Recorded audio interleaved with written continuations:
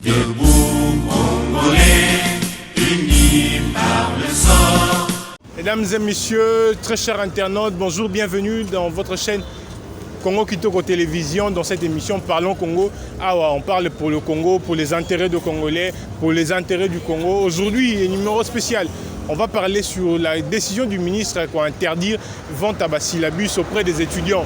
Vous avez suivi, le président de la République a martelé cette décision, l'air d'acquis devant étudiants à UPEN, à lobby qu'il faudrait qu'à un moment donné qu'on arrête de vendre les syllabus aux étudiants. Aujourd'hui, le nouveau ministre de l'ESU a aussi cette ambition d'interdire la vente des syllabus aux étudiants. Nous sommes descendus sur le terrain pour parler avec les étudiants, recueillir les avis à étudiants, est-ce que vous d'accord ou pas d'accord par rapport à la réalité à la vente, il y a syllabus par professeur. Et au bout du moment, d'accord que le ministre, cette fois-ci, parce que ce n'est pas la première fois que le ministre de l'enseignement supérieur à l'Oba, vente à syllabus par étudiants, il faut ici là. Tous les ministres au Baleka, toujours dans ambition, dans intention, il y a pour interdire vente à syllabus. Mais malheur est notre constat, tout le monde aura toujours que vente et continuera toujours. Et comment le roi a... Mon commerce, moi, il y a des professeurs, il y a continué côté que là étudiant, syllabus. Et ici, pour les étudiants, par rapport à la décision, il y a ministre, restez toujours connectés à cette émission Parlons Congo. On va parler de ce dossier, vente de syllabus aux étudiants. Très bien. Très chers internautes, on continue la ronde avec les étudiants. Tout les étudiants, impression par rapport à la décision et ministre d'interdire la vente de syllabus aux étudiants. Devant moi, comme vous êtes en train de voir, tous ensemble, les étudiants, tous ont l'impression par rapport à la décision au ministre Azoloba. Camarade, bonjour. Bonjour. Vous avez suivi le ministre. Est-ce que vous êtes d'accord que interdire vente à syllabus aux étudiants? Effectivement, je suis d'accord avec l'arrêté du ministre, mais j'ai un peu d'inquiétude à ce qui concerne l'applicabilité de cette mesure-là. Donc nous demanderons si vraiment le ministre a eu pitié de nous sur ces points-là financiers, qu'il mette tous les mécanismes en place pour que la vente soit strictement interdite.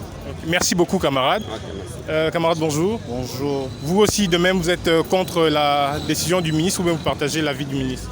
Je partage l'avis du ministre. Quand il interdit la vente de syllabus, de support, maintenant, quelle est la solution qu'il a trouvée pour... Parce qu'avec les notes complètent le syllabus et les syllabus complètent les notes. Et quelle est la solution qu'il a trouvée pour cela?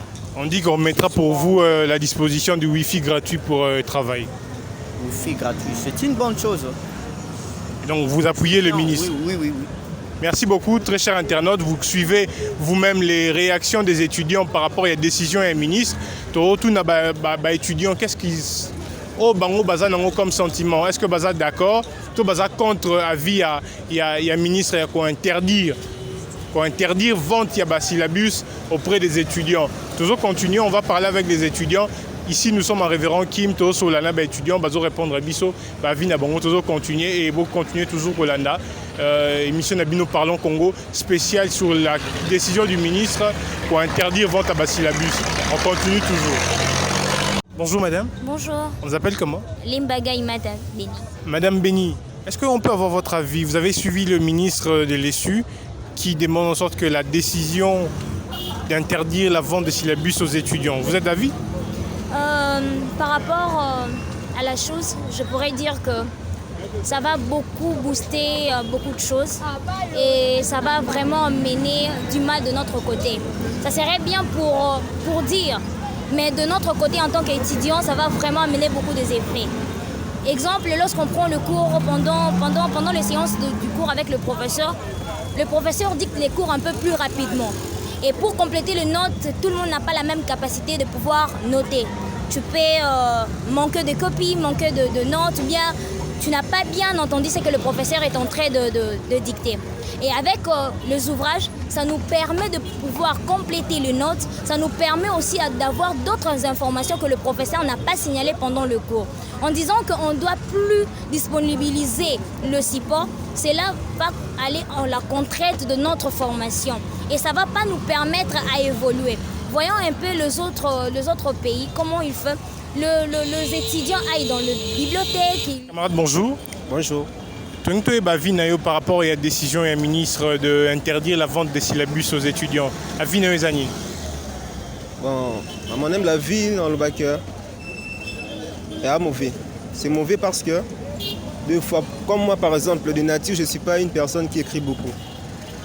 Je me fatigue avant si j'écris, parce qu'en université, les profs ont l'habitude d'écrire beaucoup de notes. Et moi, de nature, je ne suis pas une personne qui écrit beaucoup, ni même comme dans ma faculté, la médecine. Il y a des fois dans les cours comme les anatomies, les professeurs dessinent au tableau et ils dessinent aussi au support. Moi, de nature aussi, je ne suis pas une personne qui dessine mieux. Donc, je me réfère toujours au support. Et donc vous, cette décision d'interdire la vente des syllabus, vous n'êtes pas d'accord? Non, je ne suis pas d'accord. Merci beaucoup, camarade. Camarade, bonjour. Bonjour. Vous êtes étudiant? Oui, je suis étudiant. En tout cas, Tozan, pour ça, on parle en français ou en lingala. Quel est votre avis par rapport à la décision annoncée par le ministre de l'Enseignement supérieur et le président aussi d'interdire la vente des syllabus aux étudiants? Bon, selon mon humble avis, je dirais, premièrement, la décision est bonne, mais c'est du point de vue négatif et positif. Okay. Je vais parler premièrement du point de vue positif. En fait, la vente des supports permet d'abord aux étudiants de bien acquérir encore des connaissances, voyez. Parce qu'à l'université, souvent, on n'a pas l'habitude de dicter les cours. Voyez, les professeurs, en fait, ils expliquent les cours, mais vous avez les supports. En fait, les supports nous donnent la capacité de mieux suivre les professeurs et de faire encore tant de recherches. Mais du point de vue négatif, aujourd'hui, malheureusement, dans les universités, je dirais, en fait, je généralise, vous allez voir des professeurs vendre des supports dans un prix exorbitant. Voyez. Et les supports est commencé à être du point de vue, en fait, je dirais, conditionné. Si tu n'as pas le support, tu ne feras pas l'interro. Si tu n'as pas le support, tu ne vas pas passer, en fait, les TP. Alors, je vais, en quelque sorte, appuyer l'idée de ministre s'il y aura moyen qu'on puisse le mettre en vigueur. Mais en quelque sorte, les supports, c'est vraiment important, surtout pour nous les étudiants. Et donc vous n'êtes pas d'accord que interdire la vente des syllabus? Bon, en quelque sorte, je dirais non, parce que le support est là vraiment pour accompagner l'étudiant à acquérir encore de connaissances le plus vite que possible. Merci beaucoup, camarade. Merci beaucoup, je vous remercie. Camarade, bonjour. Bonjour, On vous appelle comment? je m'appelle Fabien Fabichilak.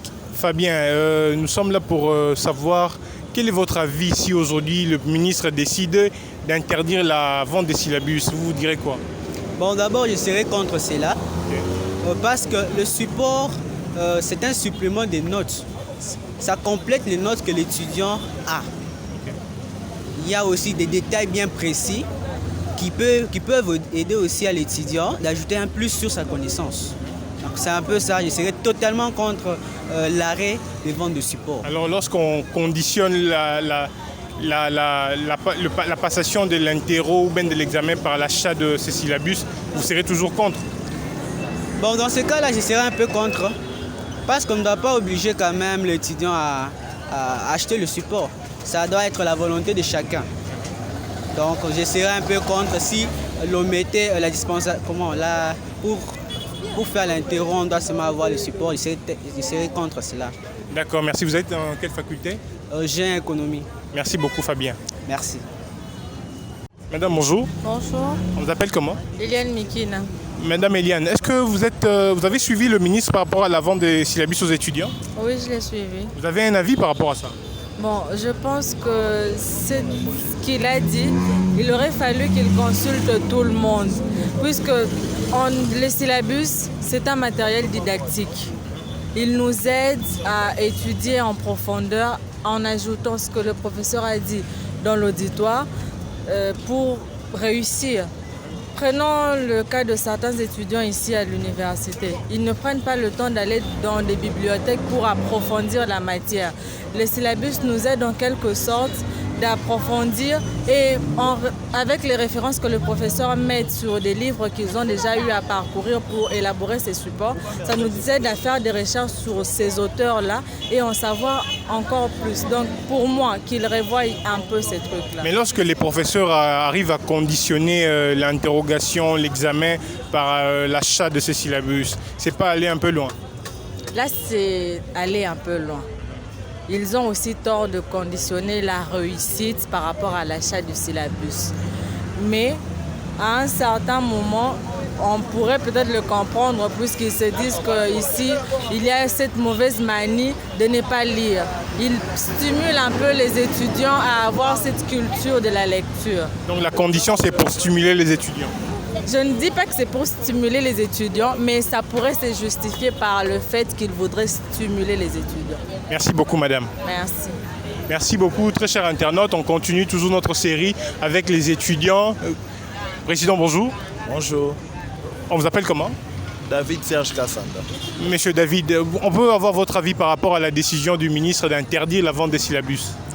En fait, moi je pense que pour prendre une décision, comme vous le savez, je suis président des étudiants de l'université Révérend Kim. Alors, en tant que leader, je pense qu'avant de prendre une décision, il y a toujours une étude de faisabilité. Genre, on étudie les terrains, voir qu'est-ce que ça peut donner comme résultat. On prévoit parce que rien n'est sûr. Alors, concernant la décision du chef de l'État, je comprends ça sous beaucoup d'angles. Alors, j'aimerais bien lever l'équivoque sémantique en disant que, d'un côté, le président a voulu faciliter la tâche aux étudiants de ne pas subir la contrainte de payer un syllabus qui va au-delà des frais académiques. Mais d'un autre côté, je comprends aussi les corps scientifiques composés des enseignants tels que des professeurs, des assistants et des chefs de travaux. Alors, pour leur part, ils sont conscients qu'ils ne peuvent pas donner toute la matière tout en dictant ou bien en expliquant. Ils expliquent la partie essentielle et laissent aux étudiants le libre choix de pouvoir se documenter en réalisant encore les notes des cours qu'ils mettent à leur disposition. Alors, puisqu'il s'agit d'un travail scientifique, ils sont conscients qu'ils ne peuvent pas les donner gratuitement parce qu'ils ont dépensé et le temps et l'énergie afin de produire un tel document. Alors je comprends aussi leur position en ce qui concerne la fixation des prix. Mais seulement ce que je suggérerais est que le chef de l'État, ensemble avec le corps scientifique, puisse trouver un consensus et qu'ils puissent parler un même langage. Oui, en tant qu'étudiant, c'est bénéfique pour nous d'avoir des syllabus qu'on ne paye pas un certain prix, mais en même temps, on est aussi conscient de ce qu'on appelle la notion du droit d'auteur. Les auteurs ont composé leur ouvrage. Oui, Président, votre résumé, le terrain d'attente entre la décision d'interdire ou de ne pas interdire la vente des syllabus. Bon, il serait très difficile de répondre par oui ou non. En tout cas, c'est très compliqué. Interdire ou pas, c'est très compliqué à dire parce que je suis à cheval entre le monde, je dirais, professionnel et en même temps encore académique. Je sais comprendre aussi la position des enseignants parce que c'est à la sueur de leur front qui produisent ces documents.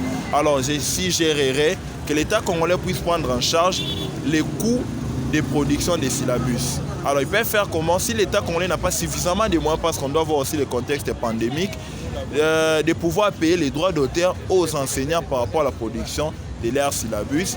Et ces derniers sont priés alors de remettre aux étudiants des PDF en moins.